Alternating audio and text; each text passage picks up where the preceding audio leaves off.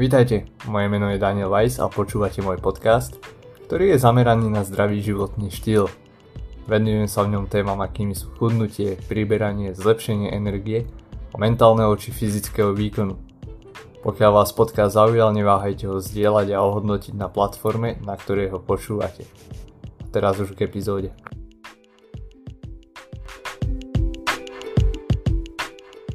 Spartania, moje meno je Daniel, možno ma poznáte z Facebooku, z mojich príspevkov o výžive a dnes sa budeme baviť o výžive pre Spartan Race Ultra, ktorý bude o necelé 2 mesiace. Čiže, čo je dôležité si uvedomiť, že Ultra je oveľa ťažší ako nejaký sprint, super alebo beast. Nie je to jednoducho, že dvakrát beast, tá únava a fyzická záťaž je tam oveľa väčšia.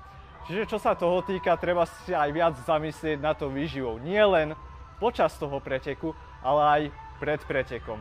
Ako vždy zdôrazňujem, podstatné je stravovať sa priebežne a zdravo. To znamená jesť hlavne nespracované jedlá, ale zároveň aj mať dostatočný príjem sacharidov. Sacharidy poznáme rôzne, môžu byť to strukoviny, obilniny. Podstatný rozdiel je aj v ich trávení, alebo teda ako rýchlo sa trávia. Zatiaľ čo máme nejaké obilniny, ktoré sú celozrnné, tie sa trávia pomalšie, biela ryža je rýchlejšia, ľahšia na strávenie, netreba sa jej báť, ako mnohí ľudia napríklad sa boja bielej ryži. A takisto aj pečivo, netreba ho vynechávať, je to skvelý zdroj sacharidov. Ďalej by som spomenul, že aj ovocie je taktiež skvelé, dodáva telu nielen glukózu, ale aj fruktózu. Čiže pokiaľ trénujete, máte tie tréningy navýšené, pripravujete sa na ultra, tak po každom tréningu je vhodné doplňať, aby ste mali maximálny benefit aj z toho tréningu. Čo sa týka už toho tých dní prípravy pred ultra, tam už treba trošku možno aj hrať sa s tou výživou a to znamená, že uberať na tých tukoch. Hlavne čo sa týka nejakých vysoko spracovaných, vyprážané jedlá, ktoré zaťažujú zbytočne organizmus a jednoducho navyšovať tie sacharidy, aby ste mali istotu, že vaše glykogénové zásoby vo svaloch sú naplnené a tým pádom, aby ste zbytočne si nehádzali polená pod nohy. Čo už sa týka teda tých jedál pred nadchádzajúcich dňoch, bavíme sa o 2-3 dňoch. Vyradiť vyprážané jedlá, zamerať sa na jednoducho stráviteľné sacharidy, akými sú ovocie, biela ryža, zemiaky, hlavne také sladké zemiaky, to veľa ľudí zbožňuje. Nie je to len nejaký moderný výdobytok. Potom samozrejme podstatné sú aj bielkoviny, či už sú to živočíšne, čiže nejaké syry, mäso, ryby, taktiež čo najmenej spracované, nevyprážané v oleji.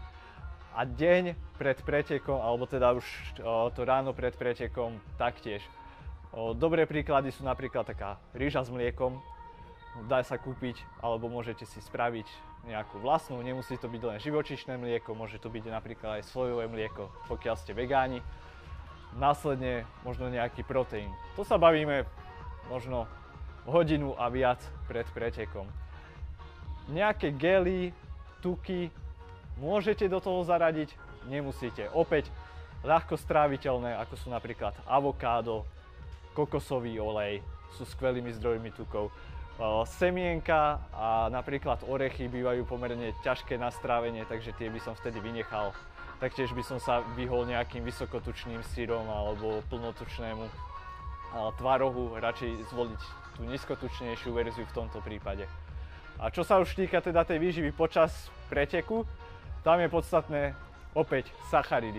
Prečo zdôrazňujem sacharidy? Sacharidy sú ľahké na strávenie, nezaťažujú ten organizmus a jednoducho, aj keď idete pomaly, je to náročný pretek, trvá dlho, budete za to vďační. Keď vám to nedá energiu vyslovene, že do svalov, nakopne vás to myslou, podporí, získate mentálnu energiu, ktorá vám pomôže ten pretek dokončiť. Skvelým zdrojom napríklad počas preteku bývajú nápoje športové, alebo máme tu rôzne gely, ktoré si môžete kúpiť napríklad aj vo festivalke, mám ich sám odskúšané.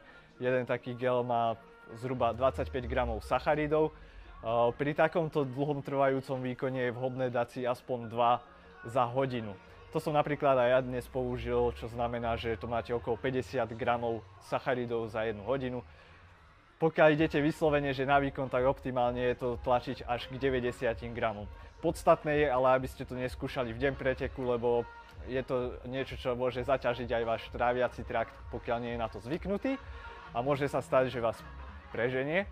Čiže treba si to natrénovať ešte v tréningoch pred pretekom. Čo sa týka občerstvovacích staníc, tie môžu byť fajn z pohľadu, že sa občerstvíte, dáte si tam vodu, doplníte si teda tekutiny, ktoré sú veľmi dôležité pre hydratáciu. Treba si však dať pozor na to, že pokiaľ je to obyčajná čistá voda, tá môže dehydrovať. To znamená, že na to, aby sme mali hydratovaný organizmus, potrebujeme aj nejaké elektrolyty. To znamená, že sodík, horčík, podobne.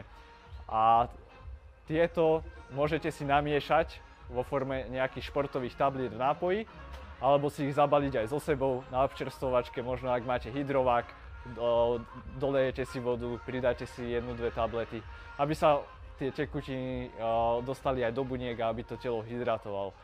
Problematické je, že keby to bola čistá voda, tak tá vašim telom len prejde a vás v konečnom dôsledku dehydruje. Tak ďakujem vám za váš čas, dúfam, že tieto tipy boli pre vás prínosné. Pokiaľ máte nejaké doplňujúce otázky, tak píšte buď do komentárov alebo priamo mne cez... Ďakujem vám za počúvanie a verím, že sa vám podcast páčil.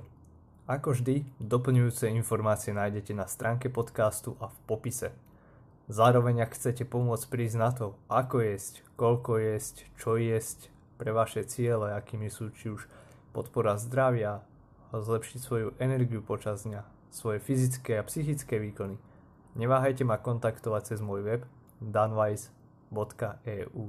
To je dan.weiss.eu. Každému klientovi pristupujem osobitne, čiže nečakajte nejaké šablóny alebo neosobitný prístup. Odporúčam vám tiež prečítať si aj skúsenosti mojich klientov, ktoré nájdete tiež na webe, a všetky tieto linky nájdete aj v popise podcastu. Teším sa na vás pri počúvaní ďalšej epizódy.